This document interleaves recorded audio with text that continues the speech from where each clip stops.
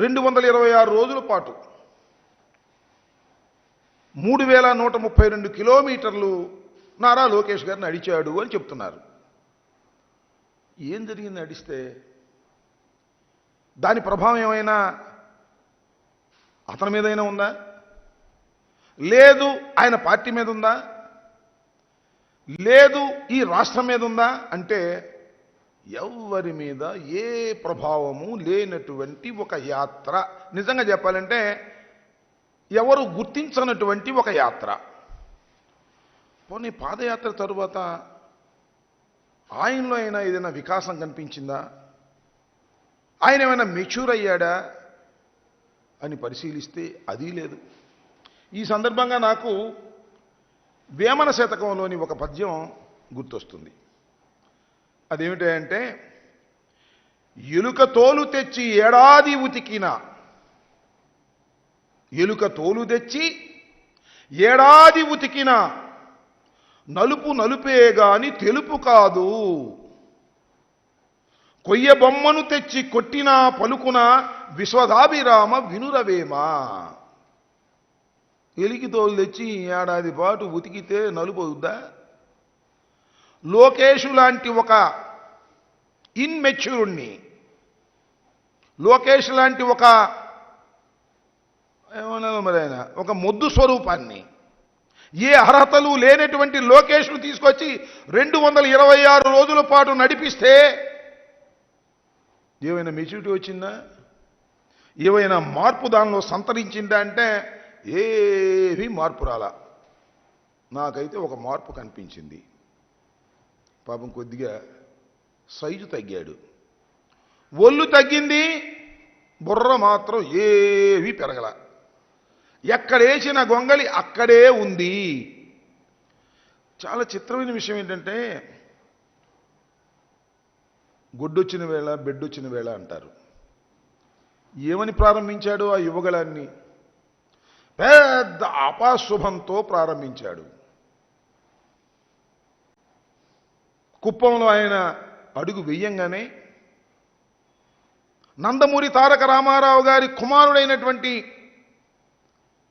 మోహన్ కృష్ణ అనుకుంటాను, వారి కుమారుడు పాపం చాలా ప్రఖ్యాతిగాంచిన చలనచిత్ర హీరోగా ఒకేసారి చాలా చిత్రాలను ప్రారంభించి ప్రజల్లో ఒక స్థానాన్ని ఏర్పరచుకున్నటువంటి వ్యక్తి. ఆయన పేరు తారకరత్న. పాపం తారకరత్న నందమూరి తారక రామారావు గారి మరొక మనవుడు కూతురు బిడ్డ అయినటువంటి నారా లోకేష్ గారు పాదయాత్ర చేస్తున్నాడు. ఆ పాదయాత్రకు మీరందరూ రండి అని ఆహ్వానిస్తే పాపం వచ్చాడు.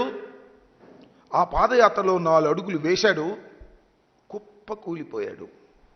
తర్వాత హాస్పిటల్లోకి తీసుకువెళ్ళారు.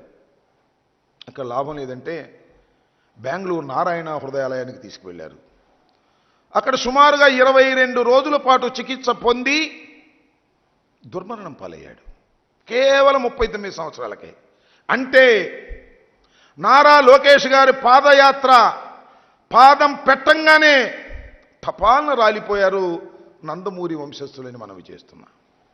అంత అశుభంతో ప్రారంభమైనటువంటి ఈ యువగళం తిరుగుతూ వచ్చింది. అన్ని ప్రాంతాలు వెళ్తున్నారు.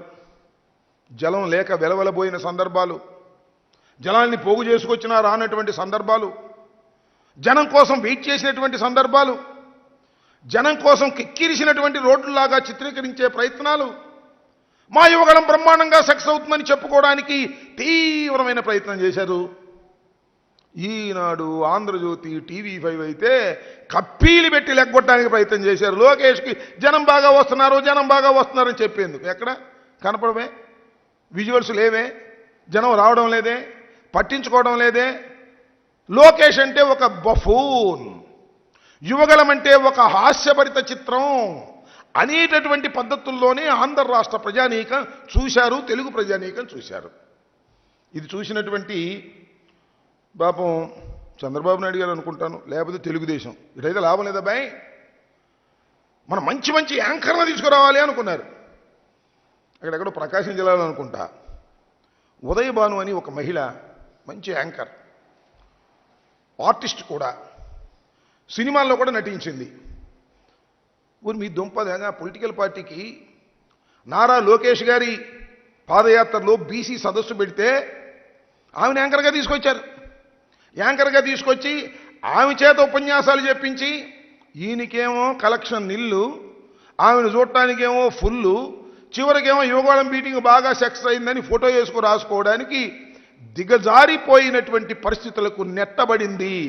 ఒక నారా చంద్రబాబు నాయుడు గారి కుమారుడు, మంత్రి చేసినటువంటి వ్యక్తి, ఆయన పాదయాత్ర చేస్తే జనం లేక సినిమా యాక్టర్లను తెచ్చుకోవాల్సినటువంటి దౌర్భాగ్యమైన పరిస్థితి కల్పించిందనే విషయం నేనేం చెప్పాల్సిన అవసరం లే.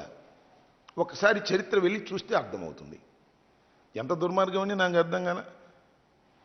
అది సరే, జనం లేరు, మరి రెండు అశుభం. మరి నేను చాలా సీనియర్ని, భారత రాజకీయాల్లో చక్రం తిప్పినటువంటి వ్యక్తిని, 14 సంవత్సరాలు ముఖ్యమంత్రిగా చేశాను అని చెప్పబడుతున్నటువంటి నారా లోకేష్ గారి నాన్నగారు సాక్ష్యాధారాలతో దొరికిపోయి పాదయాత్ర మధ్యలోనే, యువగళం మధ్యలోనే నంద్యాలలో అరెస్ట్ అయ్యి కాముగా వెళ్ళి జైలుకి వెళ్ళి 53 రోజులు రిమాండ్లో ఉన్నటువంటి సందర్భం.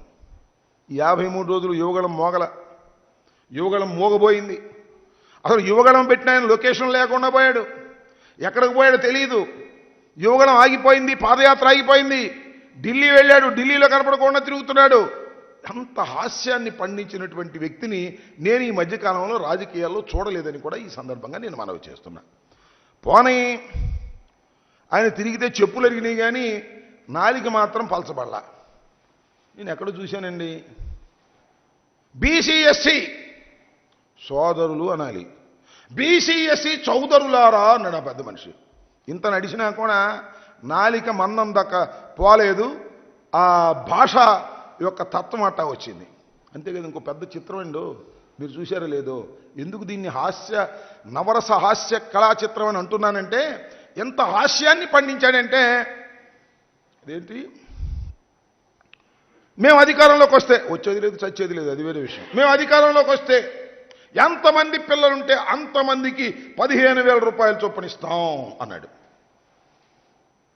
ఆగొచ్చుగా, జనాన్ని అంటున్నాడు. ఒక పిల్లవాడుంటే ఎంత అన్నాడు, 15,000 అన్నారు కింద. ఇద్దరుంటే ఎంత అన్నాడు, ఈయన 30,000 అన్నాడు. ముగ్గురుంటే ఎంత అన్నాడు కింద, వాళ్ళు 45,000 అంటుంటే ఈయన ముగ్గురుంటే 90,000 అన్నాడు. 3 15,000 90,000 తెలిసినటువంటి ప్రబుద్ధుడు లోకేష్ గారు. ఆయన లోకేష్ గారంట నిన్న విశాఖలో తన యాత్ర ముగించాడట. దానికి అద్భుతమైనటువంటి ఒక సభ జరపాలంట. అది పోలేపల్లి అనే గ్రామంలో జరిపి అద్భుతంగా జరిగింది. మన లోకేష్ పాదయాత్ర యువగణం అద్భుతంగా జరిగింది, తెలుగుదేశం బతికే ఉంది అని చూపించాలని తాపత్రయపడుతున్నారు. ఉదయభాన్ లాంటి వాళ్ళని పట్టుకురావాలని చూశారు. ఇక్కడ 2 దొరికారండి యాంకర్లు.